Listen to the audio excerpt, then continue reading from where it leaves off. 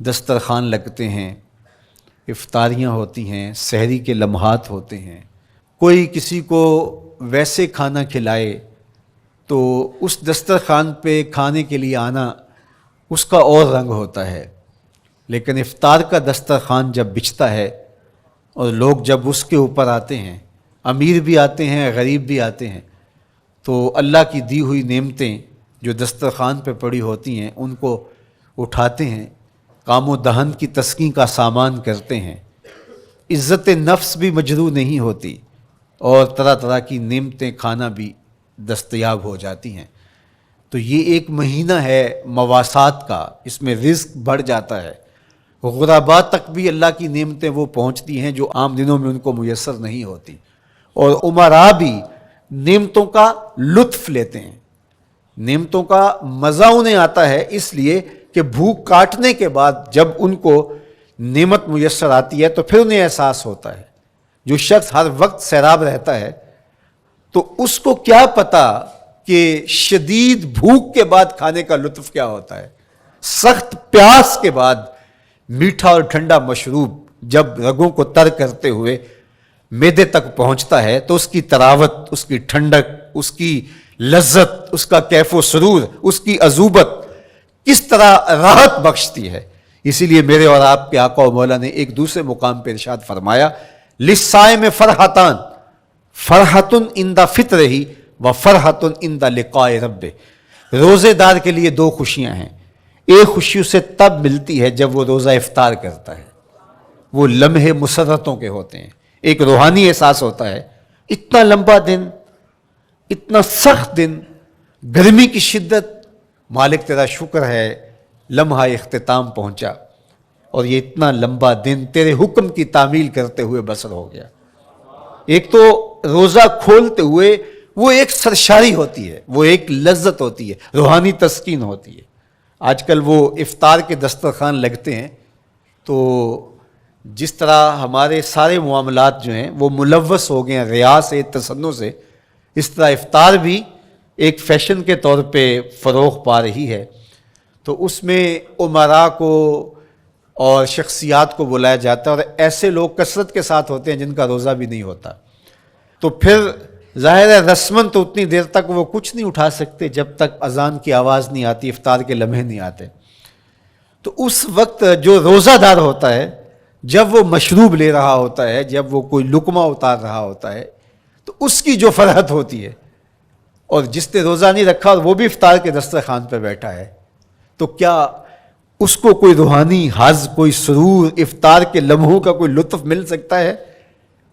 وہ بیچارہ کتنا بے چین ہوتا ہوگا کہ یہ شخص ہے، کمزور ہے، سارا دن مزدوری کر کے آیا ہے اور اس کا بھی تو سارا دن گزر گیا بھوک اور پیاس سے، اور میں صحت مند ہوں اور سارا دن ٹھنڈے ماحول میں رہا ہوں اور مجھے توفیق نہیں ملی، تو وہ گھونٹ کتنے مشکل اس کے لیے ہوتے ہوں گے۔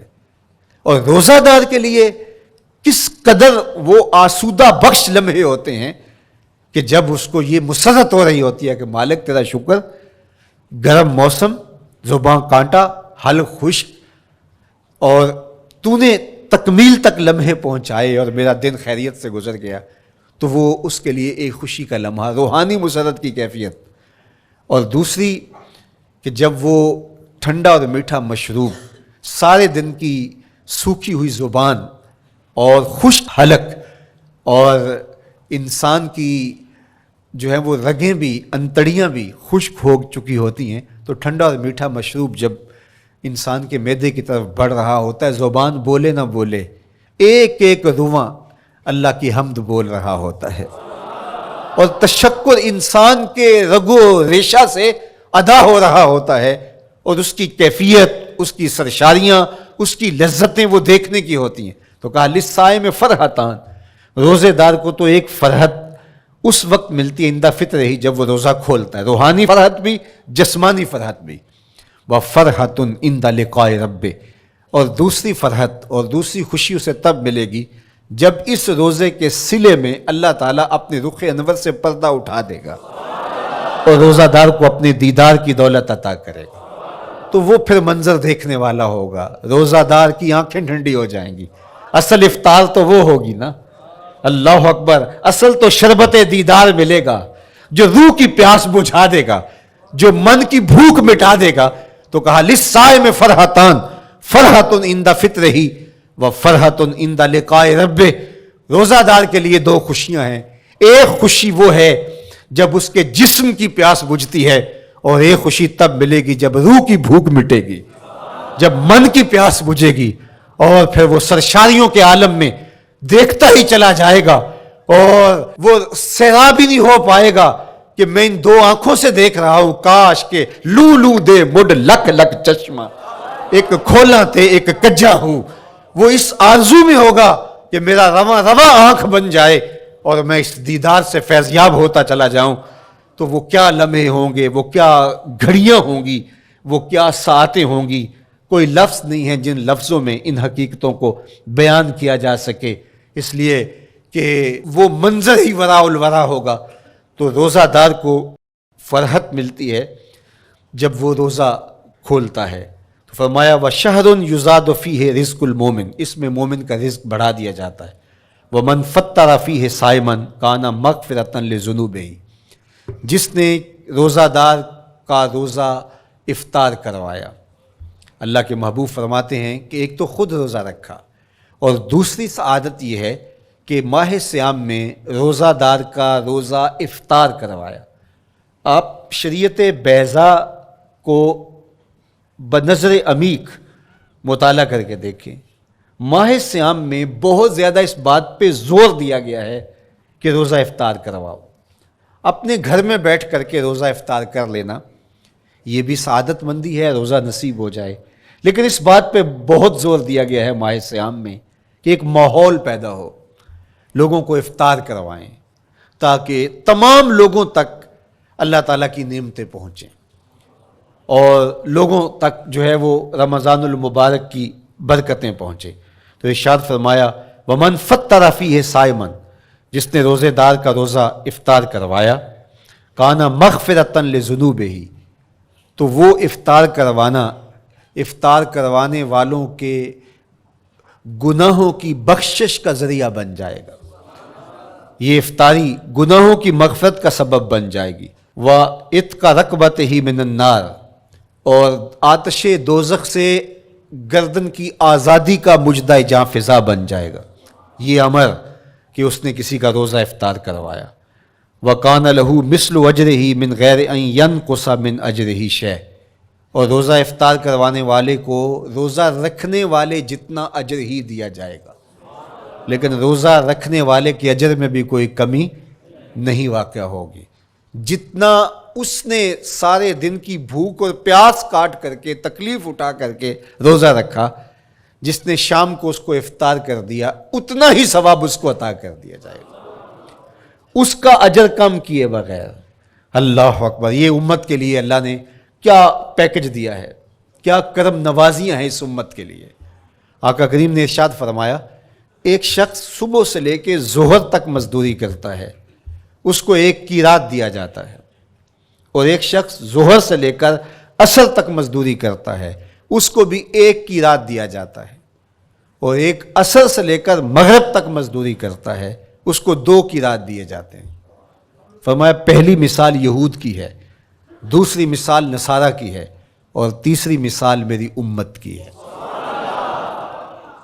یہودیوں نے اور عیسائیوں نے اس پہ اعتراض کیا کہ ہمارا اجر کیوں تھوڑا ہے, تو میرے اور آپ کے آقا و مولا نے فرمایا تمہارا تھوڑا نہیں, ہمارا زیادہ ہے.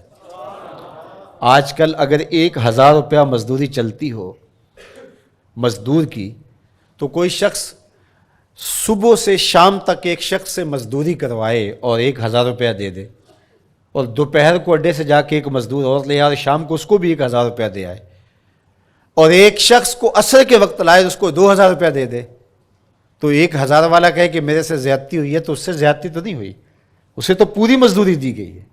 اب اس پہ مہربانی ہوئی ہے, اس پہ رحمت ہوئی ہے. تو کہا یہود اور نصارہ کی یہ مثال ہے, ایک صبح سے ظہر تک مزدوری کرے اس کو 1 قیراط, ایک ظہر سے عصر تک مزدوری کرے اس کو بھی 1 قیراط, اور تیسرا بہت تھوڑا وقت عصر سے مغرب تک مزدوری کرے اس کو 2 قیراط. کہا یہ امت محمدیہ علی صاحب الصلوات کو دیا گیا نور ہے. تو ایک شخص نے سویر سے لے کر شام تک روزہ رکھا، بھوک کاٹی، پیاس کاٹی، سخت شدت کی گرمی سہی، اور ایک شخص نے شام کے وقت اس کو روزہ افطار کروا دیا۔ اور سنو حضور علیہ الصلوۃ والسلام کا فرمان، جب حضور نے فرمایا کہ اس کو پورا اجر ملے گا پہلے کے اجر کو کم کیے بغیر، تو صحابہ کا تو دل تڑپنے لگا کہ یہ کتنی بڑی بات ہے۔ اب آپ جانتے ہیں کہ یہ زمانہ ایسی معاشی خوشحالیوں کا نہیں تھا، لوگوں کے پاس تو نان شبینہ بھی میسر نہیں ہوتا تھا۔ تو صحابہ نے جو سوال کیا، قالوا یا رسول اللہ صلی اللہ علیہ وسلم، انہوں نے کہا اے اللہ کے پیارے رسول صلی اللہ علیہ وسلم، لیسا کلنا یجد ما یفطر الصائم، ہم میں سے تو ہر بندہ یہ طاقت نہیں رکھتا کہ روزہ دار کو روزہ افطار کروا دے۔ تو یہ اتنی بڑی سعادت، تو یہ تو پھر اہل زر ہی یہ سعادت حاصل کر پاتے ہیں۔ ہمارے جیسے لوگ تو پھر جو مال و دولت نہیں رکھتے تو وہ تو پھر یہ سعادت نہیں حاصل کر پائیں گے۔ تو میرے اور آپ کے آقا و مولا نے کیا فرمایا؟ قال، حضور نے ارشاد فرمایا، یؤتی اللہ ھذا الثواب، یہ ثواب اللہ اسے شخص کو بھی عطا کرے گا، من فطر صائما علی مزقۃ لبن او تمرۃ او شربۃ من ماء، فرمایا کہ یہ اجر اللہ اس کو بھی عطا کرے گا جس نے کسی کا روزہ ایک گھونٹ دودھ سے کھلوا دیا، یا ایک کھجور سے کھلوا دیا، یا پانی کے ایک گھونٹ سے اس کا روزہ افطار کروا دیا۔ لازمی نہیں ہے کہ دسترخوان سجا ہو، انواع و اقسام کے کھانے پڑے ہوں اور وہ افطاری ہی افطاری قرار پائے گی۔ جس نے کسی کو وہاں باہر ٹوٹیوں سے پانی کا گلاس بھر کے، کٹورا بھر کے سادہ پانی بھی پیش کر دیا تو اس کو بھی ثواب مل جائے گا۔ کتنا ثواب ملے گا؟ پورا روزہ رکھنے کا ثواب اس کو ملے گا۔ کتنی رحمتوں کی لوٹ سیل لگی ہے۔ کوئی ایسے بھی بانٹتا ہے، کوئی ایسے بھی کرم نوازیاں ہوتی ہیں، لیکن میرے رب کے خزانے کتنے کھلے ہیں۔